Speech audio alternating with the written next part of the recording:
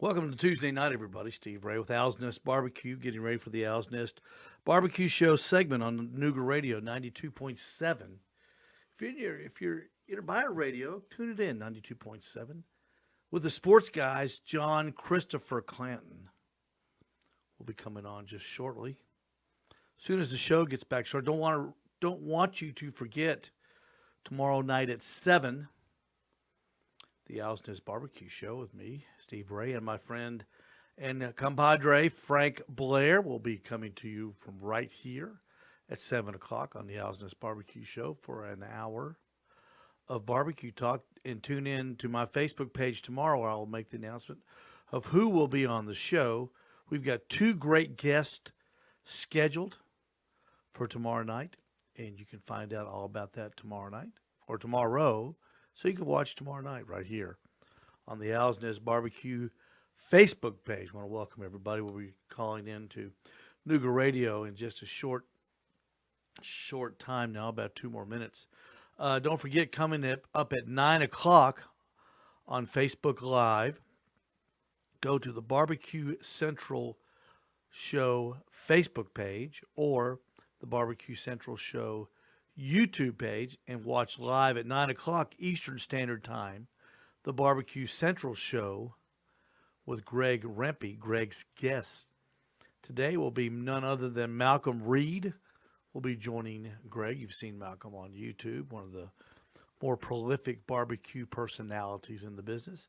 And also a special guest tonight, Sam the Cooking Guy. If you're a fan of cooking YouTube shows, Sam the Cooking Guy is surely on your list. About 500,000 followers on YouTube. All of that tonight at 9 on the Barbecue Central Show with the one and only Greg Rempe. All right, we're going to get ready to call into Chris's show. I'm going to make y'all go away for just a second. We're going to call Chris.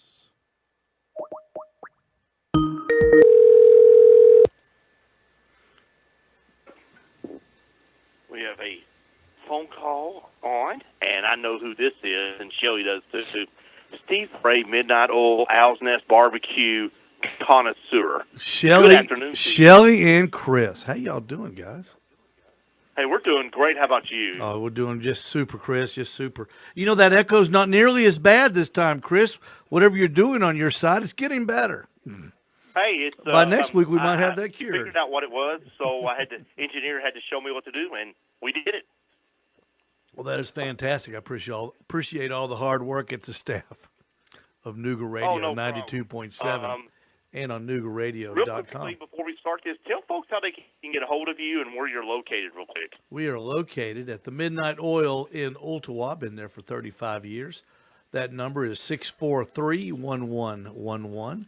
If you have a question about the barbecue supply store, you can call that same number as well, 643-1111. The Owl's Nest Barbecue Supply Store located right next door to the Midnight Oil in Ooltewah. Now, the weather is getting very, very warm. It's starting to be that springtime.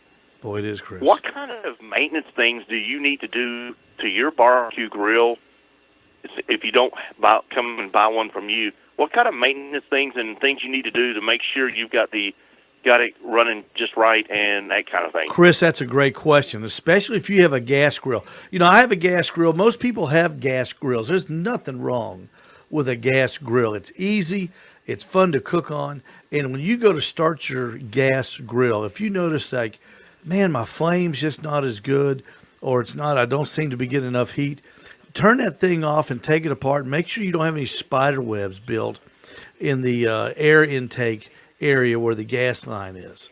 Spiders love to get down in there over the winter time, especially if you keep a cover over it, and they will get in there and they will build all kinds of little spiders' nests.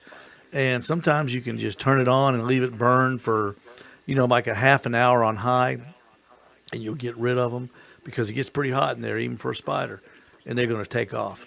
And next thing you can do is get that grate, take it out, and scrub it real good. Use a scouring pad. I buy these little pads at the store, Chris. They've got They're very cheap. They're like $2.99. They've got a handle on them, and you can scrub like crazy, and then you just throw them away. You don't have to clean them up or anything, and then you're ready to go. You're ready to grill. One of the things that I do is that I take the actual metal racks on there, I take them out, and before I do my first cooking, I do a really good cleaning on that. With the new barbecue grills that you have there, the ones that are just phenomenal, you have to do the same thing with that, right? Once you've stored it up and then brought it back out for the next season, you need to clean it up real good. And absolutely, Chris. The grates. You don't do any, the pit barrel cooker is what Chris is talking about, everyone. And that the inside of that barrel gets a black film on it, and that's what you want. That is flavor. That is the way it's supposed to get. You don't want to clean any of that off. But Chris is so right. You got to clean that grate. And you know, Chris, you do it at the beginning of the year, but do it after every cook. And it's as simple as throwing it in the dishwasher because it's only like a 22-inch in diameter. It'll fit on the top rack of the dishwasher, and it's flat, and you can get it real good and clean. And it's easy. You just put it on the dishwasher, clean it, take it out, put it back on the pit barrel cooker, and you're ready to go for the next time. That is the only maintenance the pit barrel cooker needs. If you're starting out, which people are starting to cook out a little bit and birthday parties and that kind of thing, or you're doing it just because you enjoy doing it like yourself, what's a good meat for your first meat once you've cleaned up your grill and all that? What would be a good meat to practice on to make sure you're doing it right?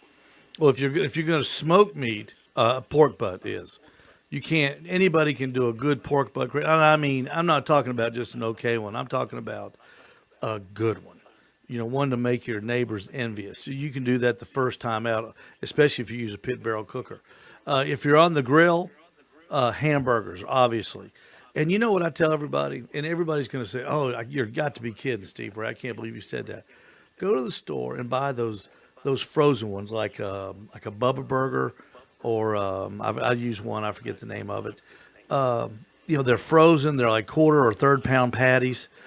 Those are the best thing to learn on because they're frozen and you get to watch them defrost on the grill right in front of you, and then you learn how to turn them, right? As soon as it gets to be a little film on the top of it, it's time to turn that patty.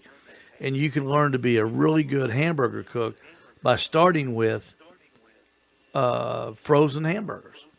And those are the easy thing to do. Then you can move up to steaks. But Chris, if you want to do steaks and you want to be good at it, if you want to be good at chicken on the grill, steaks on the grill, hamburgers on the grill, get a good instant read thermometer. Now we sell those at the Owl's Nest Barbecue Supply. They're only $19.95. They're made by Butcher Barbecue. And when I say instant read, as soon as you touch the meat, you get a measurement.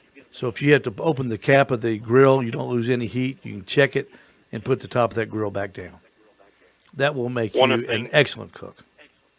One of the things I do want to say is when you're cooking meat and chicken, you don't, keep from cross-contaminating, you want to cook the chicken on one side and leave it on that side and keep the meat on the other, correct? Yeah, keep your chicken together. But, the heat kills any contaminants. But I know what you mean. It's I do the same thing, Chris. Science tells me otherwise, but the old wives' tale tells me, keep them separated. Keep the hamburgers on the right, the chicken on the left. Hey, you know what I wanted to tell you tonight, Chris? We had that big the Scrappy's chicken wing contest this past Saturday at the First Tennessee Pavilion. And you know who won that? Chef Nick Thayers won that. Chef Nick Thayers from here in Chattanooga. And you know what he did? He turned in chicken wings and he lollipopped them. Do you know what that is, Chris? Shelly, do you know what a lollipop chicken is? I do know what a lollipop chicken is. He did it to a chicken wing. Believe it or not. Oh, wow. A little teeny chicken wing and lollipop. And Chris, what that is, he took the drummy part of a chicken wing, which looks like a chicken leg, but it's not, and he scraped the bone and put all the meat at the top, and then he cooked it. And then he displayed them in a box, and they were beautiful. And Nick does a great job. He's going to be on my show tomorrow night at 7 live here on the Owl's Nest Barbecue Show on Facebook, and he's going to tell us how he did that. And he came in first. Smokestack Barbecue came in second, and Russ Moore from over in Hickson, one of your more popular UPS guys over in Hickson, Russ Moore, he came in third. So we had a great time. And Chris, I'm going to tell you, UTC did a fantastic job. Perry Story and his staff did a great job putting this thing together.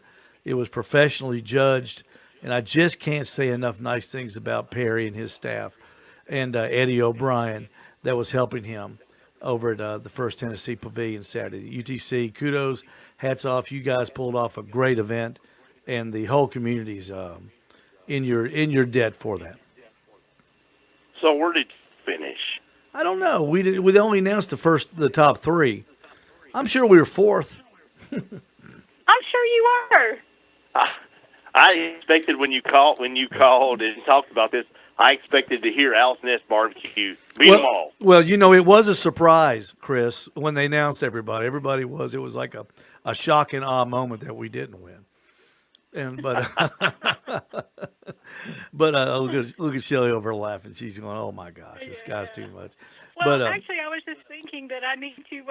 I've got now a list of things I want to buy because now I want a smoker since I can wash the gray in the dishwasher, and I need an instant read thermometer. So I need to get out there and buy both of those things. Yeah, and I just have to add them to my shopping list. Shelly, the pit barrel cooker is not expensive. It's $2.99. Everything in the box is all you need to cook. The instant read thermometers are only $19.95, and Chris, those can cost up to $100. So it's a great. We have great products at the Owl's Nest Barbecue Supply Place, but the most important thing I wanted to do was keep everything affordable for the backyard cooker. There's nothing there that's crazy money. No high end item stuff. Everything there is very affordable, and it'll make you a better backyard barbecue person. So this is not a diss on what you do. If I'm out camping or out in the park and I'm wanting to cook something like something on one of those grills out there in the park, yeah, what is a great type of ignition, charcoal, that type of thing, or wood, or what is the best way to cook on those? Blue Bag Kingsford charcoal. Chris, I'm going to tell you that you can spend money on the more expensive charcoal, but you cannot get a better charcoal than Blue Bag Kingsford. It is. Every time you buy a bag, you get the same burn rate. It's consistency, and consistency in cooking is what you want. And I know how the Blue Bag Kingsford burns in the pit barrel cooker. I know how it burns in my competition smokers. I know how it performs. I don't have to worry about it. And that's what makes you a better cook is consistency. And anytime you can take a worry out of the equation, you become a better cook. And even using the frozen hamburgers out there, not too bad of a deal on your cooker as well either. Oh, no, Chris, you put them in the cooler, they'll stay frozen for, a pretty long time. Simple is not bad. You can get all artsy, you can get all chefy, you can try to do things, but most of the time, simple works. And especially if you're out at the park and cooking on one of those recreation department grills where the rails are 1.5 inches apart. You put a chicken wing on it falls through. Right. Take you an extra grate, Shelley, when you go out there and put it on there. So all your hot dogs don't land up in the charcoal. And you start eating them caveman style. Maybe put aluminum foil over the top of it. Yeah, you could. Helps with the heat. There's these things called Chris and Shelley. There's things called grill grates you can buy. Grillgrates.com, GRILLGRATES.com. You can buy grill grates and you can take them with you. And that's a fascinating product. I use them on all my grills. Most people that cook a lot use them. You can get great flavor stripes on your meat. Look them up if you're serious about wanting to take that grilling to the next level. I love to grill. I love to barbecue, but I love to grill hot and fast. Making steaks and hamburgers, chicken on the grill. I love it. I'd rather do that than barbecue. if someone is wanting to get in the business of barbecuing in a competition type style, what is there a huge investment to do that? Well, it depends on how you want to compete, Chris. If you just want to compete on a local level, and here in Chattanooga we have several contests, you can do a 10 contest circuit in Chattanooga. We have so many contests. No, it's not expensive. Now, when you get out, if you're going to travel a little bit, it does get expensive. And if you want to like invest in a trailer, it gets a little bit more expensive. But if you want to just have fun doing it, you can do it with a pop-up, a small smoker, a little charcoal grill, a Weber kettle, and you can cook great food that is contest worthy. For $500, for $500 you can be in the barbecue contest business. If you had to, if I asked you about your competition besides your food, who would you say comes a close second to you? Oh my goodness, it's who I come a close second to, Chris. Around here, we have so many good cooks. Nick Thayer's, I tell you who the best cook, and he's not only the best cook in Chattanooga, he ranked in the top 10 in the country, is Sean Cosby at Choo Choo Barbecue. He is a ranked competitor in the World Food Championship system. And wow. and Nick Thayer's was, matter of fact, Nick Thayer's, I don't know if he still is, but Nick at one time was the #1 ranked chef in the World Food Championships. And the World Food Championships is the largest sanctioned contest food sport body in the world. I mean, these dudes can cook, Chris. You've got Dennis Roby. You've got Dal Lee here in town. You've got Charlie Loomis. You've got Chops over at 1885. These guys are professional barbecue people as well as chefs, and they can flat put it down when they have to in a competition. It's I can't hold a candle. They're awesome. How did you get involved in all this? How did you get involved in the competition part of it, and where you are today with this? Well, about 6 years ago, I was hanging around the house. It was raining, and I was flipping channels, and I came across that show, Barbecue Pitmasters. I don't know if you've ever seen that or not. It was back then. It was on the Learning Channel. They were running one of those all-day marathons, and I couldn't stop watching it. And I went back to the gas station that Monday and told my buddies. And one of my good friends, Dan Grease, said, "Yeah, I've seen that." He goes, "I can." Dan, hey, he had some skills already. So we formed a little team, and we went out to a couple competitions. And Chris, it gets in your blood because it's so interesting. And every time you cook, I did 2 pork butts for a caterer today while I was working at the gas station, and I learned something about cooking pork butt. Every time you cook, you learn something. That's what kind of hobby it is. I've always believed that the only thing certain about an education is it should remain unfinished. And every time I cook, I learn something. And every time I compete, I learn something. And the people along the way are just wonderful people. And you get caught up in it, and it becomes a hobby. And then, like one time, I was sitting around the gas station where I got some rubs in from Butcher Barbecue that were my own. And a guy came in the gas station, and we started talking barbecue. And he asked me, he goes, "Hey, are those for sale?" And I said, "No, they're mine." But then it kind of clicked in my head. I said, I could sell these things here because a lot of people come in and like to talk about barbecue because they know I do it. And so after we rebuilt after the fire, I took one of the spaces that we had that we were using for some other marketing, and I turned it into the barbecue supply store. And it's gone over really good. People are really receptive to it. We don't have a place in Chattanooga that's dedicated just to barbecue where you can go look at rubs, look at products, and talk it. That we don't have a place like that. I think mine's probably the first place like that. Real quickly, tell them how to get how they find you and what your gas prices are and everything at Midnight Oil. Buster Barbecue. The Midnight Oil, 643-1111, $2.39.9 for unleaded gasoline, same as everybody else. We sell Michelin tires. We're the Michelin dealer. We're also now the Goodyear dealer in the Ooltewah area, the only Michelin dealer, the only Goodyear dealer in the Ooltewah area. Chris, we sell an awful lot of tires. I know we talk about barbecue, but I'm going to tell you something. That gas station is my first love. It will always be my first love. and I take it very seriously when you bring your car into me. It's a very personal thing, I know, and I take that very seriously, and you can count on us to do the job right. The barbecue supply store is right next door. Anytime you want to come in and get a set of tires, you want to talk barbecue, it's the best of both worlds. Steve Ray, thank you so much. Real quickly, tell them how to get a hold of you as far as on social media, and we'll get out of here. Al's Nest Barbecue on Facebook, Al's Nest Barbecue on Instagram, and Al's Nest Barbecue on YouTube.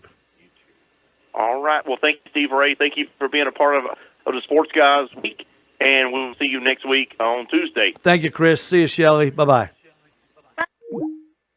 Thanks for watching, everybody. A fun segment with John Christopher Clanton and his sidekick, Shelley, on Nooga Radio 92.7.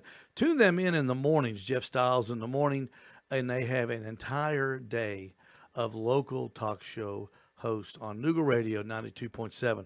I'm going to get out of here. I'm going to go downstairs and watch Jeopardy and see who this week's champion is. And we'll see you back here tomorrow night at 7 with Frank Blair on the Al's Nest Barbecue Show. Thanks for watching, everyone. See you tomorrow night.